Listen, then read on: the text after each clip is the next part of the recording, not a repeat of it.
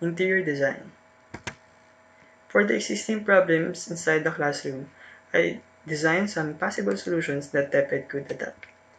Let's start from the special ed classroom for the students with special needs. First, special needs, specifically the learning process inside the classroom including safety and belongingness, were considered for these two interior design for SPED students. The interior also provides a learning aid that fits the students' needs such as braille information and a sign or word language posted on the walls of the classroom. I also carefully considered the effects of color inside the room.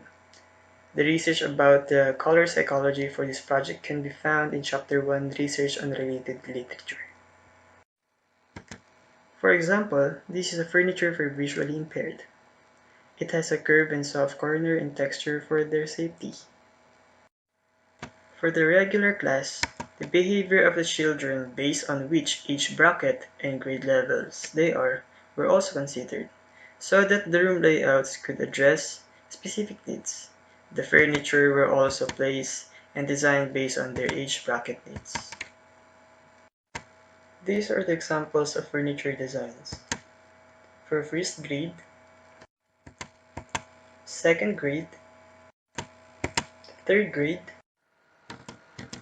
fourth grade, and lastly, 6th and 5th grade. You may view the files attached for a more detailed presentation. And for the details, small details of a steel column filled by two pieces of laminated timber, and the way that it is combined with bolt and nut. And for the roof truss, I also used a solid wood, specifically timber that uses with steel gasket plate with the bolt and nuts.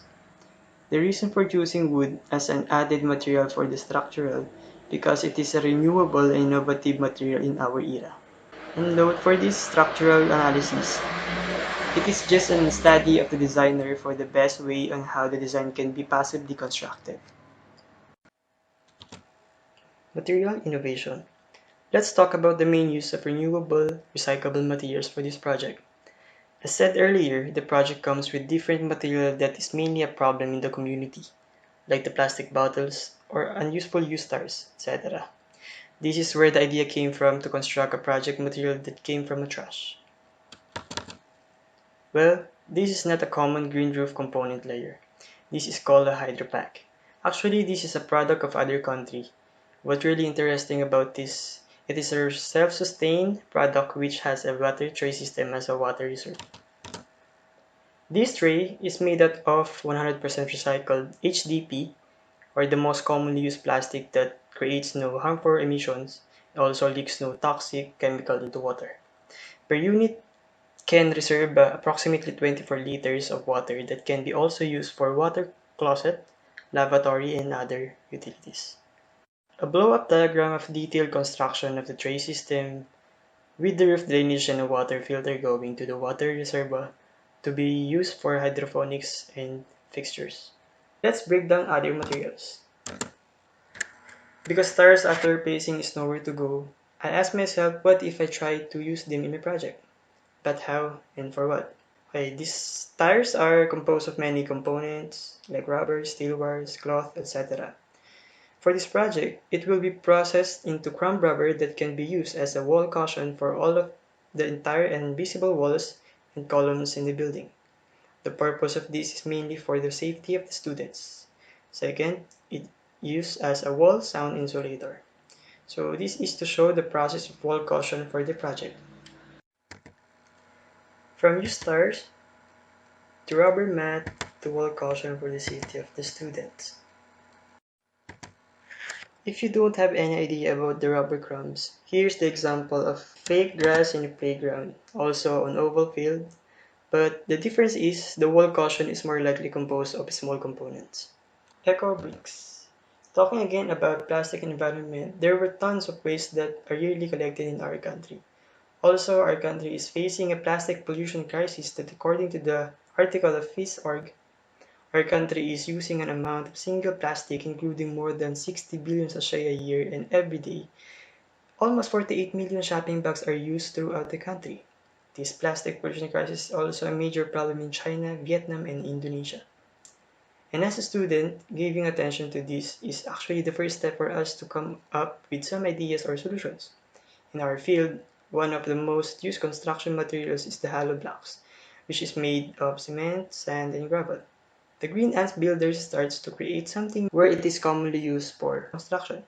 They changed it in a way that it has a big help and factor for us to start to save our environment. And this is a ratio of plastic in one eco brick unit. And this is the process of making an eco brick as an alternative hollow blocks. And for these images, it was compared on a regular hollow blocks, together with how it will be constructed and the detail of the layout. This type of their product is usually designed as a pavement for landscape. It has an ability to absorb water, not like a concrete pavement.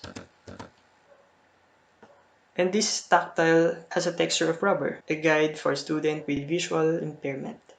And lastly, the major material for wall construction, the eco brick. Imagine a school that is almost made from one of the major problems we're facing today in our environment: plastic bottles and plastic sachet. This can change the entire idea on constructing a school, and this can be the future design of a Philippine school, a LUNTIAN school project. And lastly, the most important innovation: agriculture as new landscape architecture. Young people increasingly are isolated from the land and deprived of choice and responsibilities it teaches. Alice Waiters. School garden is not a new project, but it is slowly dying because of lack of implementation, and its benefits are given lesser and lesser importance as generations pass by. One reason I see why school garden is slowly being forgotten is because of the boring approach to it. That is why I want to change it in a more exciting way.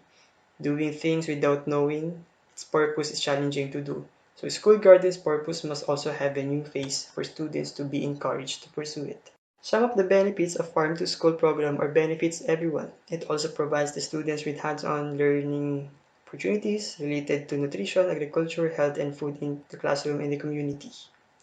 Students could become more fit and healthy as they spend more time active in outdoors and start choosing healthy foods over junk food. And lastly, the environment will be diversified and beautified.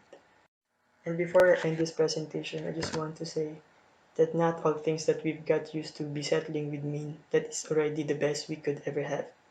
The world is changing, and so do we. So the small acts we do today could contribute to the radical change we want to see in the future. Thank you.